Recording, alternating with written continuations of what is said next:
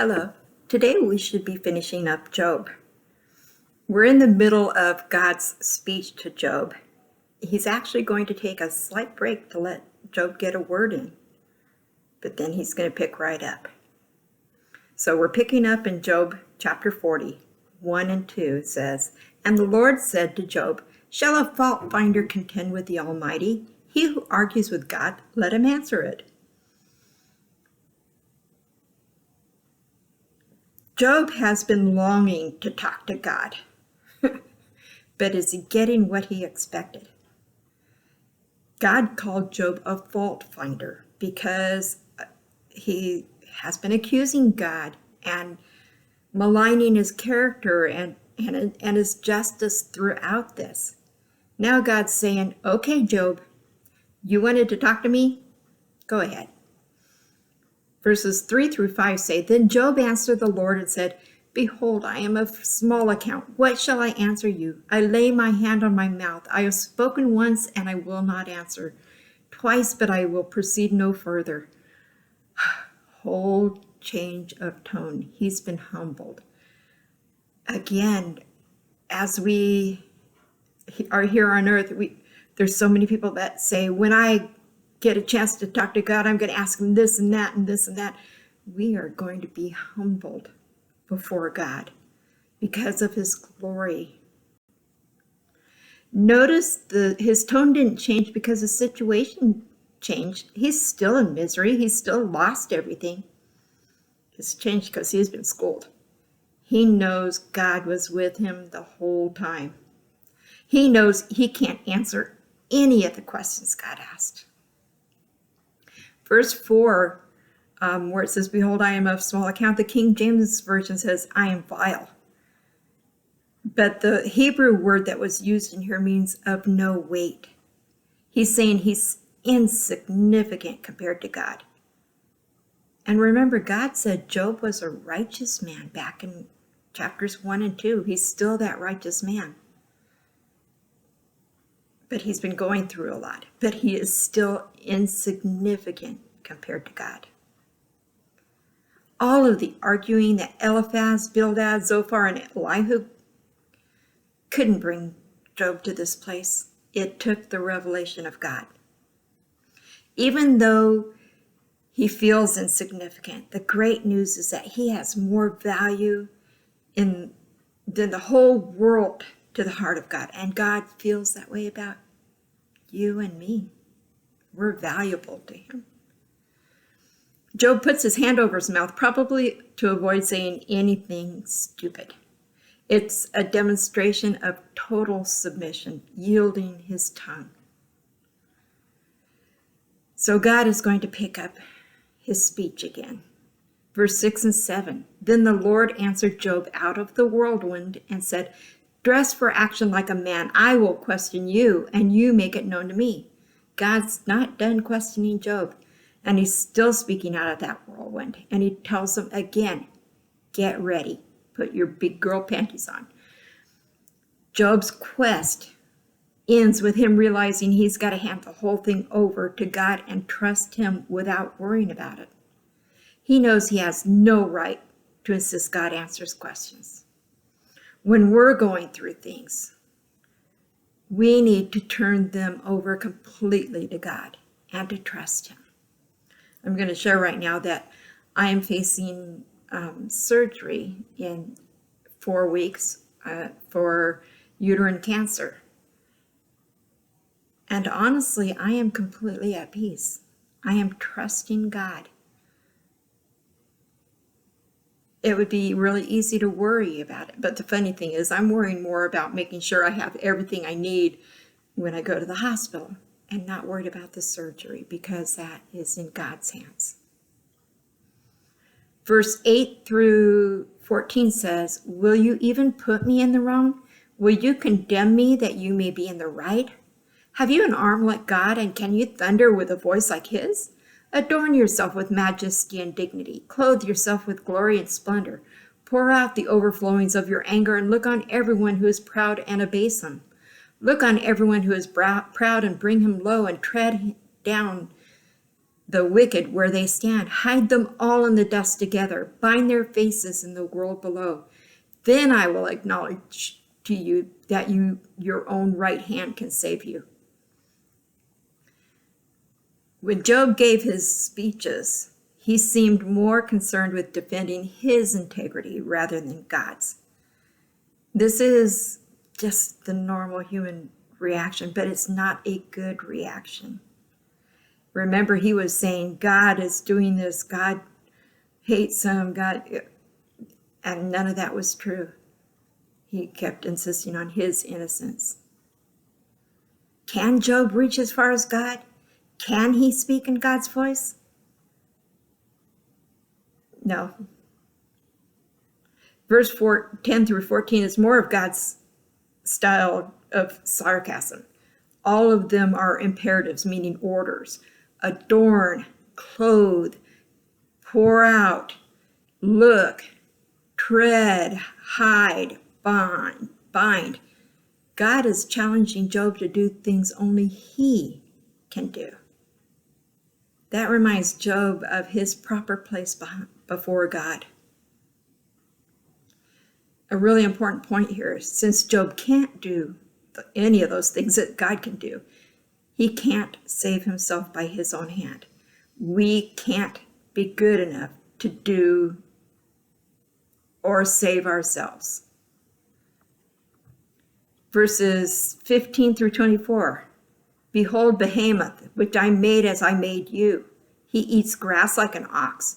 Behold, his strength in his loins, and his power in the muscles of his belly. He makes his tail stiff like a cedar. The sinews of his thighs are knit together. His bones are tubes of bronze. His limbs like bars of iron. He is the first of the works of God. Let him who made him bring near his sword. For the mountains yield food for him, where all the wild beasts play. Under the lotus plants he lies, in the shelter of the reeds and in the marsh. For his shade the lotus trees cover him. The willows of the brook surround him. Behold, if the river is turbulent, he is not frightened. He is confident through Jordan rushes against his mouth. He is confident though Jordan rushes against his mouth. Can one take him by his eyes or pierce his nose with a snare? So God is talking about another remarkable creature. Now, the identity of Behemoth is debated. Most say it's talking about a hippopotamus. It's one of the largest, strongest, and most dangerous land creatures in the world. Some say an elephant. Some say some kind of dinosaur. So an interesting note, the King James Version was written in 1611. The word dinosaur, meaning terrible lizard, wasn't invented until the year 1841. So if it is talking about a dinosaur, they didn't have that word in the King James Version when the King James Version was written. It might be linked to the Egyptian water ox. That was seen as the enemy of immortality in Egyptian lore. Or it could be a mythical creature that opposes gods. There's some rabbis say that after an end-time rebellion with Behemoth, God's going to barbecue him. The message here seems to be, if Job can't handle that powerful animal, whatever it is, how could he ever contend with God who created the Behemoth? Now to chapter 41, verses 1 through 7. Can you draw out Leviathan with a fishhook or press down his tongue with a cord? Can you put a rope in his nose or pierce his jaw with a hook? Will he make many pleas to you? Will he speak to you with soft words? Will he make a covenant with you to take him for your servant forever? Will you play with him as with a bird, or will you put him on a leash for your girls? Will traders bargain over him? Will they divide him up among the merchants? Can you fill his skin with harpoons or his head with fishing spears? So after talking about the Behemoth, now we get another fearful monster, the Leviathan. We saw the Leviathan in chapter 3, saying that sailors and fishermen would curse the threatening Leviathan. And with the same passion, he, Job, cursed the day of his birth. So a Leviathan with was thought to be a mythological sea monster or a dragon that terrorized sailors or fishermen. But God doesn't seem to think he's mythical at all. So what is a Leviathan? There's a lot of debate about that. And it could be an ancient dragon-like dinosaur that survived to Job's day. Could be a mighty crocodile. Could be a sea creature like a whale. It could be another name for Rahab. It means twisting one. And we see it in Psalm 74, verses 12 through 14, Psalm 104, 26, Isaiah 27, 1, Isaiah 51, 9.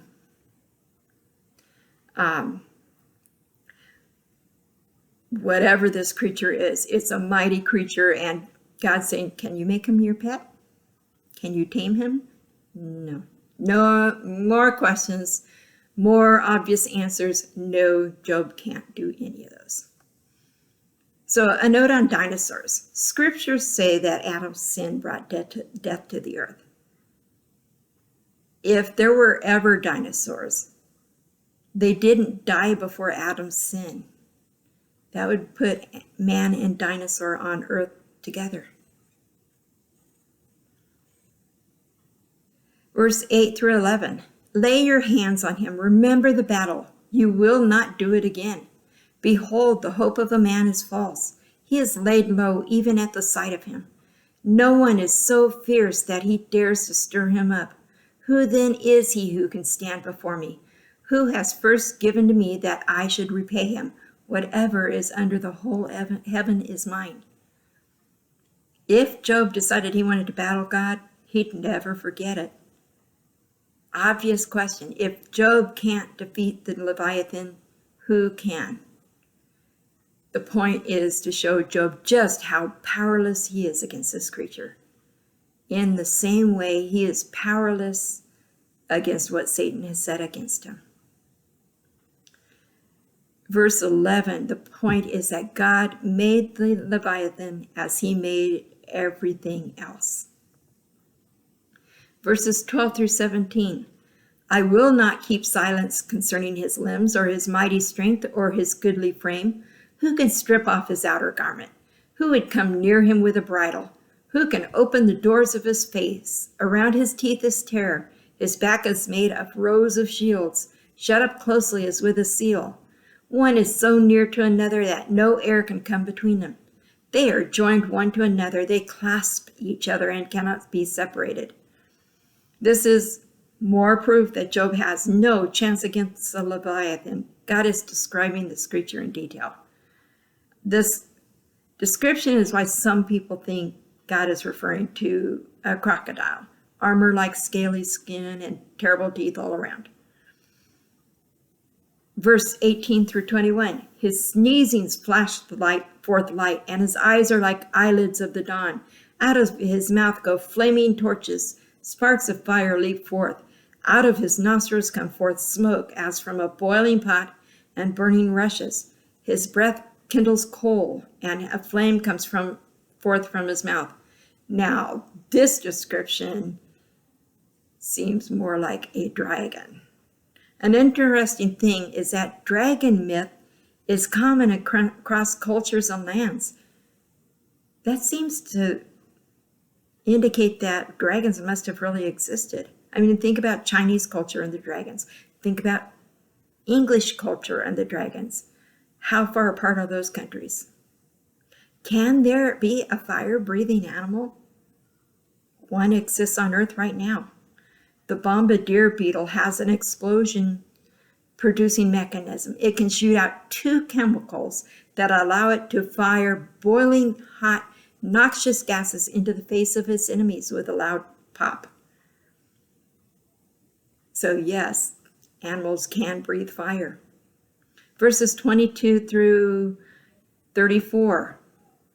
In his neck abides strength, and terror dances before him.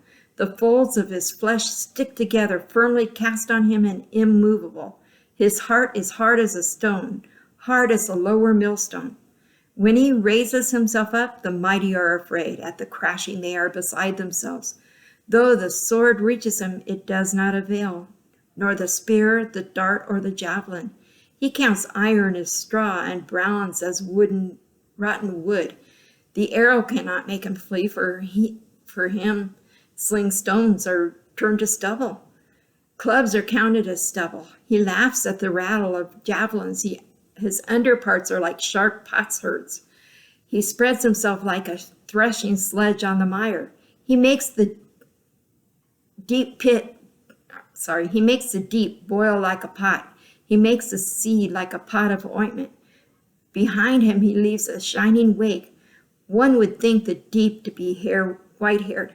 On earth there is not his like, a creature without fear. He sees everything that is on high. He is king over all the sons of pride. So more description that makes it sound like a dragon, because apparently he can see things that from on high. Perhaps that means he flies. So this strophe seems to connect the concept of Leviathan with Satan. So how is Leviathan like Satan? They're both strong. They're both cruel and love to spread sorrow. They protect themselves. They're unsympathetic and have hard hearts. They bring fear. They cannot be successfully attacked. They have very few vulnerable spots. They have no earthly enemies. They're filled with pride. Here's a quote from Dilbert, one of my favorite cartoons. Do not meddle in the affairs of dragons, because you are crunchy and taste good with ketchup. So this is the end of God's speech. Notice what he hasn't told Job. He hasn't told him why this all happened. And that's what Job wanted to know. In the final chapter, chapter 42, verse 1 through 3, then Job answered the Lord and said, I know that you can do all things, and that no purpose of yours can be thwarted. Who is this that hides counsel without knowledge? Therefore I have uttered what I did not understand, things too wonderful for me which I did not know. This has all been about God's power. It's also about the fact that God could bring comfort to Job, even if Job doesn't understand the why of what's happening. Job now understands that what he said was wrong. He now feels humbled. It's the same for us. God can bring comfort to us even if we don't know why things are happening. He is there for us and with us. Verses 4 through 6. Hear and I will speak. I will question you and you make it known to me. I had heard of you by the hearing of the ear, but now my eye sees you. Therefore I despise myself and repent in dust and ashes. Before, Job wanted to challenge God in a confrontational way. Now he asks God for the right to speak in a respectful way. Job is ready to hear. This is the opposite of Job 38:3, where Job wanted to question God. When Job says he sees God, it doesn't mean he sees with his eyes, but it's more, he understands, more like, I see. So he says he hates himself. I despise myself. Why? The verb translated, I despise myself, could also be translated, I reject what I said. The Hebrew word literally means to disappear. Basically, he wanted to eat his words. While Job had done no wrong to bring on this suffering, he did repent of his wrong words and the wrong attitude during the crisis, both because he gave in to despair and he knows what some of the things he said were just foolish. Job was fully vindicated. He had remained righteous throughout the ordeal. Now God is turning to the friends. Verses 7 through 9. After the Lord had spoken these words to Job, the Lord said to Eliphaz the Temanite, my anger burns against you and against your two friends, for you have not spoken of me what is right as my servant Job has. Now therefore take 7 bulls and 7 rams, and go to my servant Job, and offer up a burnt offering for yourselves. And my servant Job shall pray for you, for I will accept his prayer not to deal with you according to your folly. For you have not spoken of me what is right, as my servant Job has. So Eliphaz the Temanite, and Bildad the Shuhite, and Zophar the Naamathite went and did what the Lord had told them, and the Lord accepted Job's prayer. We don't see Elihu addressed. Some believe that's because Elihu was right and he was a messenger of God. Others feel that God didn't address Elihu as a way of dismissing everything he said. He was punished by his silence. But God's rebuke starts with Eliphaz, as he was the first speaker and the leader. While they had said a lot of things that just weren't true, or they did say some things that were true, but they presented God as angry and judgmental against Job, and that was just not true. Then this was what made God mad. It made him so mad that he repeated it. They were to provide burnt offerings and humble themselves. Even more humiliating. Who are they presenting the burnt offerings to? Job. The one they had condemned was the one that was going to lift their prayers to God. Notice they didn't say no. They didn't attempt to justify themselves. Their repentance was accepted because God had accepted Job. The friends that thought they were God's mediator, where God turned it around, and Job is the mediator. Verses 10 and 11 say, and the Lord restored the fortunes of Job when he had prayed for his friends, and the Lord gave Job twice as much as he had before. Then came to him all his brothers and sisters and all who had known him before, and ate bread with him in his house. And they showed him sympathy and comforted him for all the evil that the Lord had brought upon him. And each of them gave him a piece of money and a ring of gold. So everything is restored, his relationship with God. Job didn't ask for everything to be restored, but God is so good. And all this restoration with his earthly relationships, that happened after,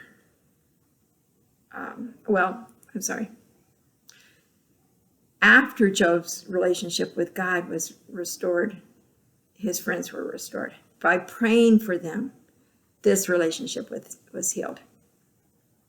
For us to be in a right relationship with God, we need to be in a right relationship with our brothers.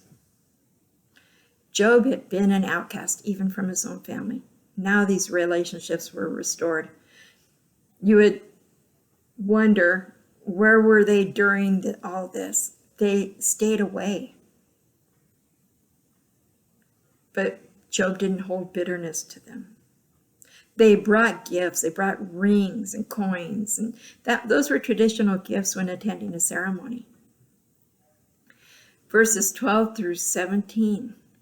And the Lord blessed the latter days of Job more than the beginning. And he had 14,000 sheep, 6,000 camels, 1,000 yoke of oxen, and 1,000 female donkeys. He also had 7 sons and 3 daughters. And he called the name of the first daughter Jemimah, and the name of the second Keziah, and the name of the third Kerin-Happuch. And in all the land there were no women so beautiful as Job's daughters. And their father gave them an inheritance among their brothers. And after this Job lived 140 years, and saw his sons and his sons' sons 4 generations. And Job died, an old man and full of days. In the beginning of Job, we find a blessed and godly man. At the end, we find a more blessed and more godly man. All the attack of Satan served to make Job even more blessed and even more godly. That could happen to us as we withstand situations here on earth, we can become closer to God. So all those animals, it's double what he had before. Now, nothing could replace the children he lost in Job 1, but these 10 children are a consolation. It also shows that his relationship with his wife was pretty healthy relationship and restored. Notice they talk about the daughters, not the sons. That is unusual. They were uniquely blessed. Their beauty was pointed out. Now, their names are interesting. Jemimah means turtle dove or daybright. Keziah means cinnamon or cassia, a really fragrant scent. Karen Hapuk means a jar of eye paint or horn of beauty. The idea was that she was so beautiful she needed no makeup. The Masons have an organization for their daughters called Job's Daughters. It's aimed at building characters in young ladies, and it's based on these young ladies. So giving daughters a share of an inheritance was a really unusual thing. That shows God had a blessing for these girls. Job was rewarded as someone who had won a great battle for God's glory. It says he lived a full life, full of days, gives the idea that Job died when he was satisfied with his life.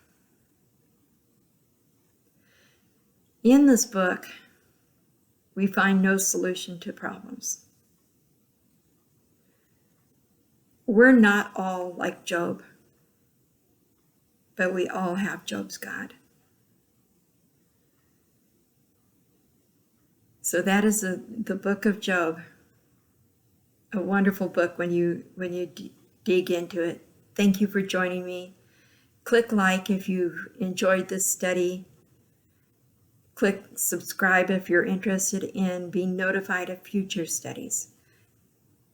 In the next session, we're going to pick back up in Genesis 12. Remember, we studied Job. We're studying chronologically. We studied Job at this point because a lot of theologians believe that Job fell in this period of time. So again, thank you for joining us.